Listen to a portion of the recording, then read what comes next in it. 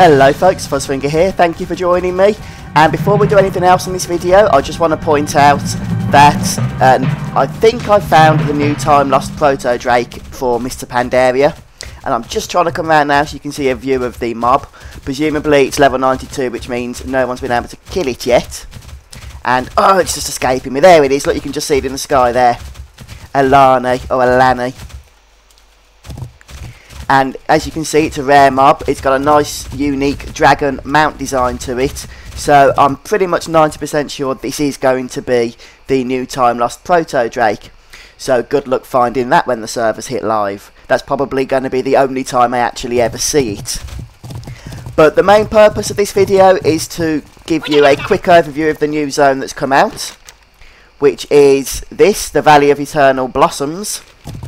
It's a level 90 zone. I'm only actually level 89 at the minute, which means I'm not really able to pick up any quests. There was a couple that I did, but apart from that, nothing else really. And obviously, because I'm still level 89, I still can't fly to show you everything I'd want to show you. But let's see what we can see. And the interesting thing about this zone, oh by the way, I forgot to mention, you might have seen those a little bit earlier on at the start of this video. That's the statues that are on the login screen. And something I did want to mention was that the aesthetic in this zone is absolutely wonderful. It really is beautiful.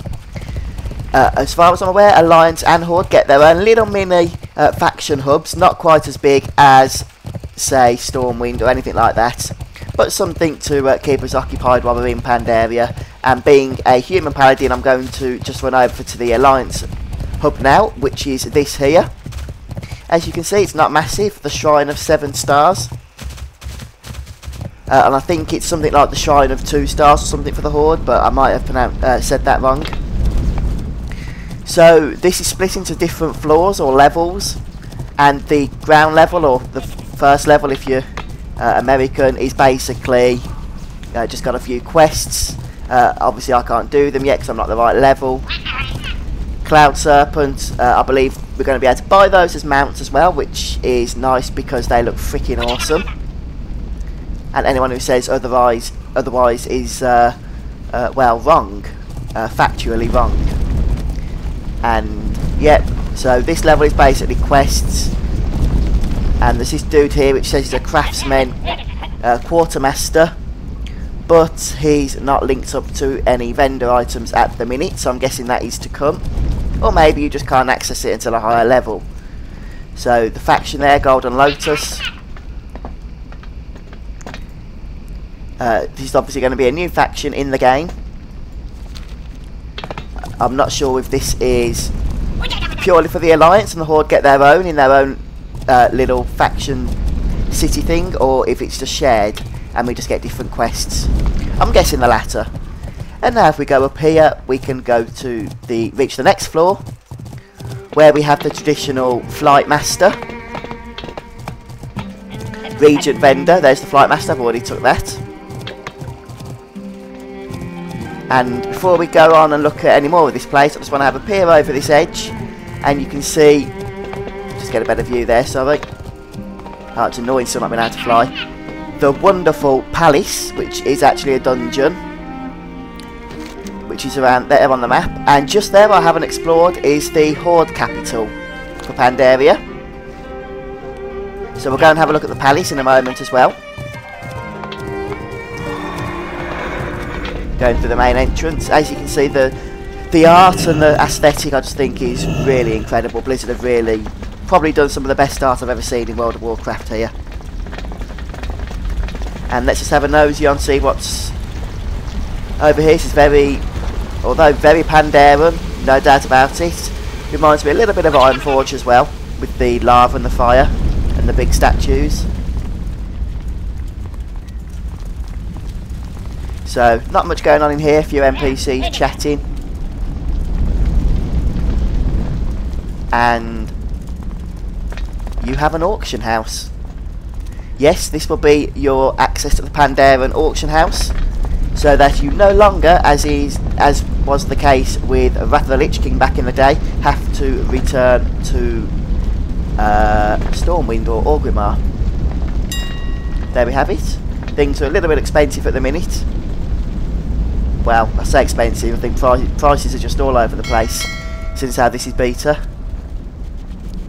And lots of auctioneers, so depending on how crowded the area gets, there should always be at least one free for you. Some more NPCs here. Some benches in case you want to sit down and have a brew. But you can't really interact with these NPCs, so I don't know whether that's something that's going to change later on. And we saw this race in... oh crikey, what was the first zone called? Jade Forest, that was it. Those fish people. I do get a feeling that these NPCs will be a little bit more lively as time goes on and by the time the game's released, but at the minute they don't do anything at all. There's your mailbox, and let's go over to the other side and have a look. So we've got our auction house, we've got our standard innkeeper, flight master, and over here somewhere there's another mailbox. There's the innkeeper. We should find, let's see if there's anything up here.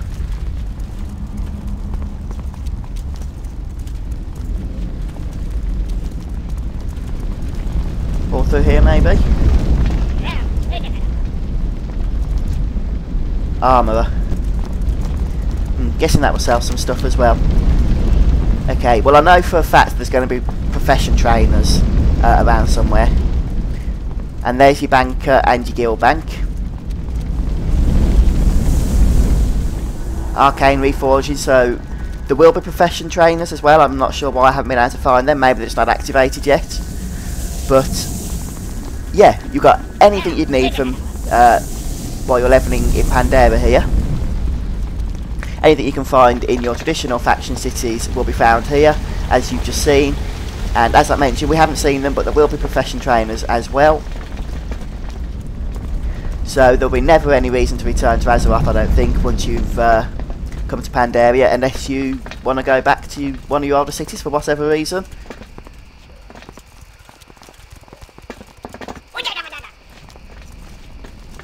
But now, can we jump down here? I do want to just quickly show you a little bit more of the dungeon from the outside, the palace, because it does look awesome.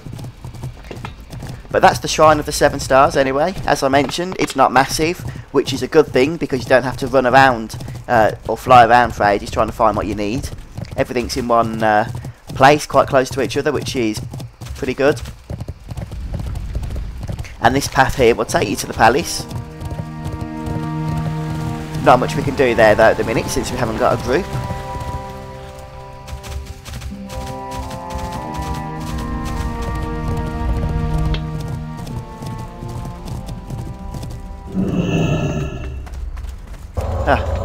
Why you would dismount for 2 meters worth of underground tunnel, I do not know.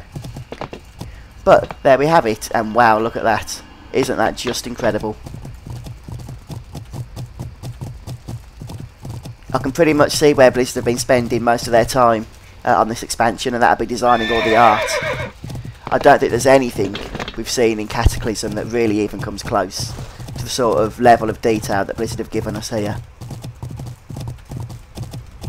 It really is amazing, I think. So, I thought I'd show you a first glimpse at this anyway. This is the Vale, I think. I'll just have to double check the name. Yeah, the Vale of Eternal Blossoms. And this is only the first part of the zone. I haven't been able to do any questing here, as I mentioned.